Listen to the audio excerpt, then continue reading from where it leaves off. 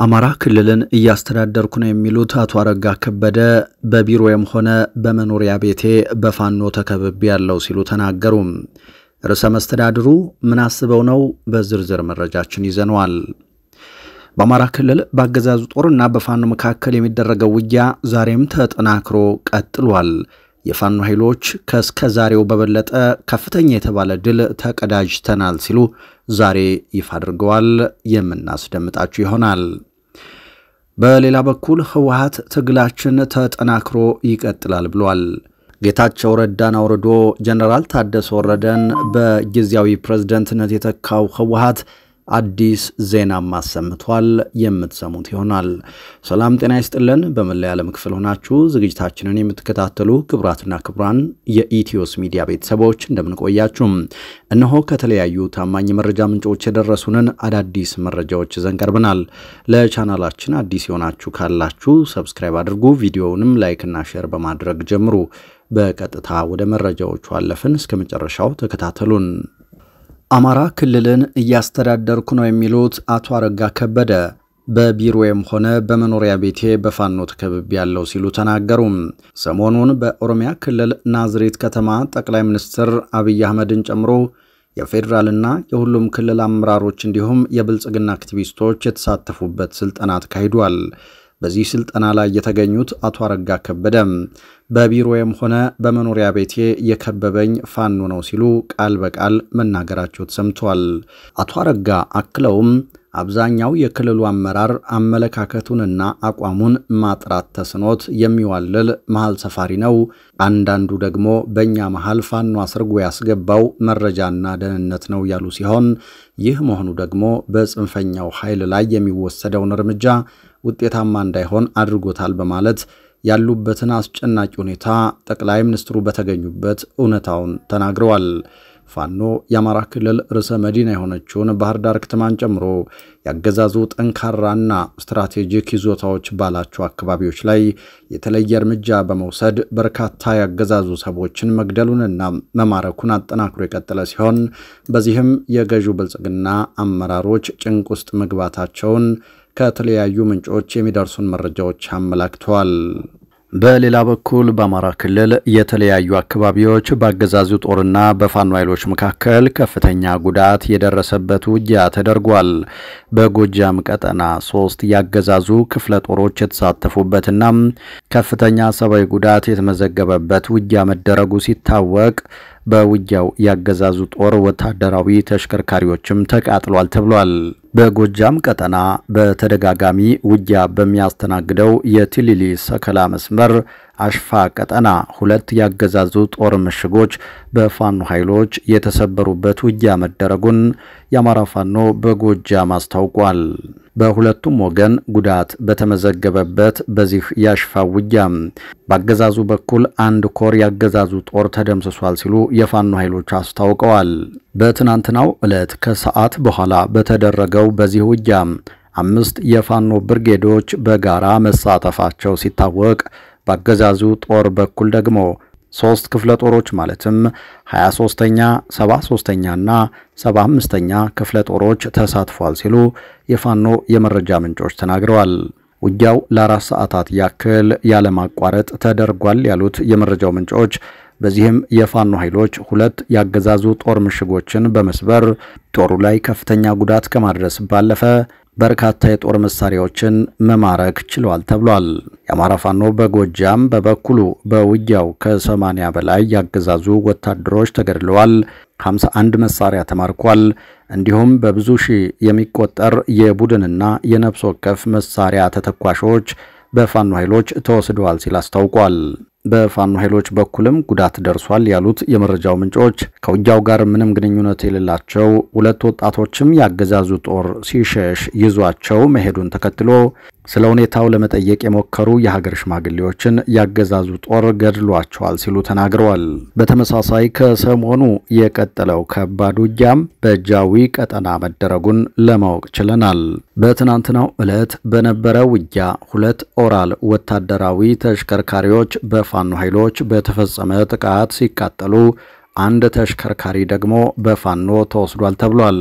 የአገዛዙ ጦር በጃዊ ቀጠና በተለይ ጫሪያ በርና ሙቅላ በተባለ አካባቢ በተደረገው ውጊያ አገዛዙ ከፍተኛ ጉዳት ማስተናገዱንና የተጎዱ ወታደሮችን በሄሊኮፕተር ሲያነሳ እንደነበር የአካባቢው የመረጃ ምንጮች ተናግረዋል።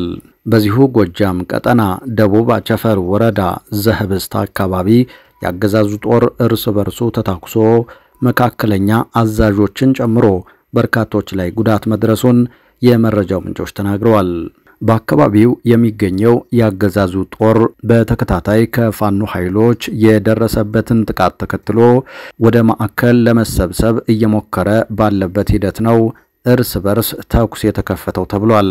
ጦሩ በሰፊው ቀጠና መበተኑ ለሰራዊቱ መክዳትና በቀላሉ በፋኖ ኃይሎች ጥቃት እንዲጋለጥ ተደርጓል በሚል የአካባቢው አለቆች ከበላይ አዛዦች ወቀሳ እንደደረሰባቸው ነው የተሰማው። በምስራቅ ጎጃም ዞን ቢቡኝ ወረዳ ድጓጽዮን ከተማና በዙሪያው ደግሞ በዛሬው ዕለት የፋኖ ኃይሎች በከፈቱት ውጊያ በርካታ የአድማ ብተና ፖሊስና ሚሊሻ አባላት መገደላቸውን የአካባቢው ነዋሪዎች ተናግረዋል።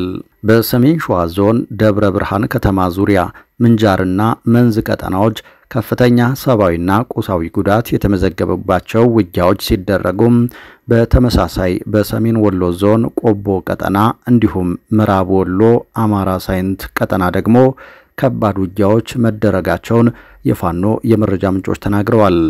በሌላ መረጃ ህወሓት በህዝቡና በድርጅቱ ላይ ሊፈጠር የነበረን አደጋ በትግል ቀልብሻለሁ አለ።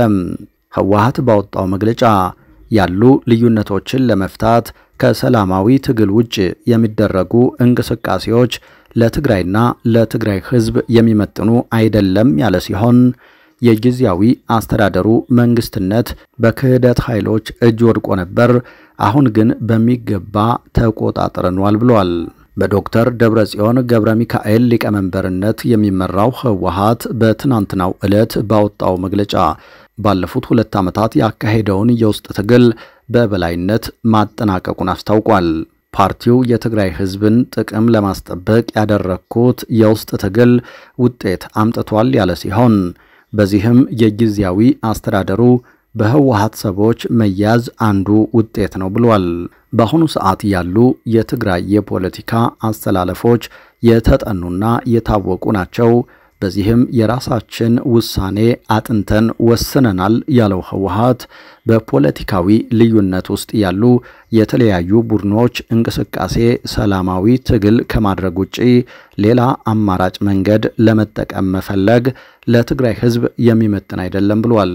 ሰላማዊ የፖለቲካ ትግል በማድረግ በትግራይ የውስጥ ልዩነቶችን ለመፍታት የሚያስችል በቂ ነጻነት አለ ያለው ፓርቲው የተለያዩ ልዩነቶችን በሰላማዊ መንገድ መፍታት ይገባል በማለት መክሯል። የኢትዮጵያ መንግስትን ጨምሮ የቀድሞ አመራሮችን የፕሪቶሪያ ስምምነትን የጣሱ ነበር በማለት የከሰሰው ህወሓት በዚህም ሂደት ከትግራይ ህዝብ ጋር ከተጋጩ ቆይተዋል በማለትም ከሷል። በአሁኑ ሰዓት ያለውን ለውጥ ለማስቀጠል ከሁሉም ወገን በቂ አቅምና ድጋፍ እንዳለው ያተተው ህወሓት የፕሪቶሪያ ስምምነት መጣስን ጨምሮ በርካታ ህገወጥ የሆኑ ተግባራት ተፈጽመዋል በማለት ትናንት ሚያዝያ 4 2017 ዓ.ም ባወጣው መግለጫ የቀድሞ ባለስልጣናትና የፌደራሉን መንግስት ወቅሷል። ይህ አካሄድ መሻሻል አለበት ያለው ህወሓት ሁለቱ አካላት በውይይትና በስምምነት የፕሪቶሪያውን ውል ለማክበር በጋራ መስራት አለባቸው በማለት ለስምምነቱ መተግበር የኢትዮጵያ መንግስትና ህዝብ ዓለም አቀፉ ማህበረሰብና ሌሎች ባለድርሻ አካላት ኃላፊነታቸውን ሊወጡ ይገባቸዋልም ይላል። በሌላ መረጃ ተቀማጭነቱን በአሜሪካ ያደረገው ግሎባል ፋየር ፓወር ኔትወርክ በ2025 የአፍሪካ 10 ወታደራዊ ኃያል ሀገራትን ዝርዝር አውጥቷል። ኢትዮጵያ ስንተኛ ደረጃ ላይ ትገኛለች የሚለውን ቀጥሎ እናቀርባለን።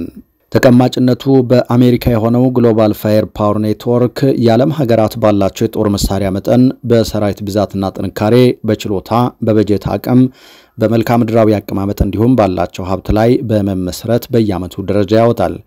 የሀገራትን አጠቃላይ ወታደራዊ አቅም ከተለያዩ መስኮች አንጻር በመገምገም ተቀባይነት ያለው ግሎባል ፋየር ፓወር በየዓመቱ ከሚያወጣው ሪፖርት የአውሮፓውያኑ 2025ን የ145 ሀገራትን ወታደራዊ ጥንካሬ በመገምገም የሰጠው ደረጃ ይፋ ሆኗል። በተጨማሪም የሀገራቱ ወታደራዊ አቅም ከሌሎች ሀገራት ጋር ባላቸው ትብብር የዲፕሎማሲ ግንኙነትና በሚጠቀሙት ወታደራዊ ቴክኖሎጂ አማካኝነት ይወሰናል። የአፍሪካ ሀገራትም የግዛትና የህዝባቸውን ደህንነት ለመጠበቅ እንዲሁም በውስጣቸው ያሉ ታጣቂ ቡድኖችን ለመቆጣጠር ከምጣኔ ሀብታቸው አንጻር ከፍተኛ በጀት በመመደብ የሰው ኃይላቸውን በማሰልጠን ወታደራዊ መሰረተ ልማቶችን በመገንባትና በማዘመን እንዲሁም ዘመናዊ የጦር መገልገያዎችን በመታጠቅ ላይ ይገኛሉ። ግሎባል ፋየር ለአውሮፓውያኑ 2025 ዓመት ባወጣው የዓለም ሀገራት ወታደራዊ አቅም ደረጃ ውስጥ ከተካተቱት የአፍሪካ ሀገራት መካከል ቀዳሚ የሆኑትን 10 ሀያል ሀገራት የሚከተሉት ናቸው። 10ኛ ሊቢያ። ሰሜን አፍሪካዊቷ በነዳጅ ሀብት የበለጸገችው ሊቢያ ረጅም ዓመታት የመሯት መሪዋ የሙአመር ጋዳፊ መንግስት ከወደቀ በኋላ በርስ በርስ ጦርነት ውስጥ ብትሆንም በወታደራዊ አቅሟ ከአፍሪካ በ10ኛ ደረጃ ላይ ትገኛለች። ሊቢያ በዓለም ደረጃ በወታደራዊ ኃይሏ 76ኛ ደረጃ ላይ የምትገኝ ሲሆን ምንም እንኳን ሀገሪቱ በርስ በርስ ጦርነት ክፉኛ ብትጎሳቆልም በምትገኝበት ስትራቴጂካዊ ቦታና ባላት የተፈጥሮ ሀብት ምክንያት በሰንጠረዡ ላይ ከፍ ብላ ለመቀመጥ ችላለች። 9ኛ ሱዳን።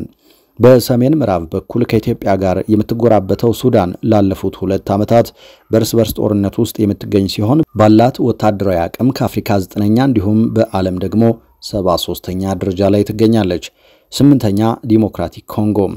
የዲሞክራቲክ ኮንጎ ሰራዊት በተለይ በሀገሪቱ ምስራቃዊ ክፍል ውስጥ ከሚንቀሳቀሱት አማጽያን ጋር እየተዋጋ የቆየ ቢሆንም በጥንካሬው በአፍሪካ 8ኛ በዓለም 66ኛ ደረጃ ላይ ይገኛል። 7ኛ ሞሮኮ። ከአውሮፓ ሀገራት የምትዋሰነው ሰሜን አፍሪካዊቷ ንጉሳዊት ሀገር የሞሮኮ ወታደራዊ ኃይል በአፍሪካ በ7ኛ ደረጃ ላይ ሲቀመጥ ከዓለም ሀገራት ደግሞ 59ኛ ደረጃ ላይ ተቀምጧል። 6ኛ አንጎላ። ደቡብ አፍሪካዊቷ አገር አንጎላ በወታደራዊ ኃይሏ ጥንካሬ በዚህ ዓመት በአፍሪካ 6ኛ በዓለም 56ኛ ደረጃ ላይ ትገኛለች። የአንጎላ ጦር ኃይል ጥንካሬ ምንጭ ሀገሪቱ ከነዳጅ ሀብቷ ከምታገኘው ገቢ በምትመድበው በጀት ነው። 5ኛ ኢትዮጵያ። ኢትዮጵያ በጦር ኃይል ጥንካሬ በአፍሪካ የ5ኛ ደረጃ ላይ የምትገኝ ሲሆን በዓለም ደግሞ 52ኛ ደረጃን ይዛለች። ኢትዮጵያ ግዙፍ ሰራዊት የገነባቸው በሀገር ውስጥ ደህንነትን ለማስጠበቅና በቀጠናዊ የደህንነት ሁኔታ በተለይ በአፍሪካ ቀንድ ያሉትን ግጭቶች መሰረት በማድረግ ነው ይላል መረጃው። 4ኛ ደቡብ አፍሪካ፣ 3ኛ ናይጄሪያ፣ 2ኛ አልጄሪያ እንዲሁም 1ኛ ደረጃ ላይ የተቀመጠችው ግብጽ ናት።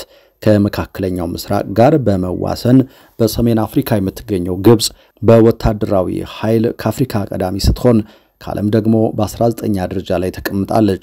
ግብጽ ወታደራዊ ኃይሏን ለማጠናከር ከአሜሪካ የምታገኘውን ከ1.5 ቢሊዮን ዶላር ዓመታዊ ወታደራዊ ድጋፍን ጨምሮ ከሌሎች ሀገራትም ከፍተኛ መጠን ያለው ወታደራዊ እርዳታን ታገኛለች። ክቡራትና ክቡራን ለዚህ ሰዓት ያዝናቸው አዳዲስ መረጃዎች እነዚህ ነበሩ። ከሰዓታት ቆይታ በኋላ በሌሎች መረጃዎች ድጋሜ እንመለሳለን። እስከዛው ሰላም ቆዩም።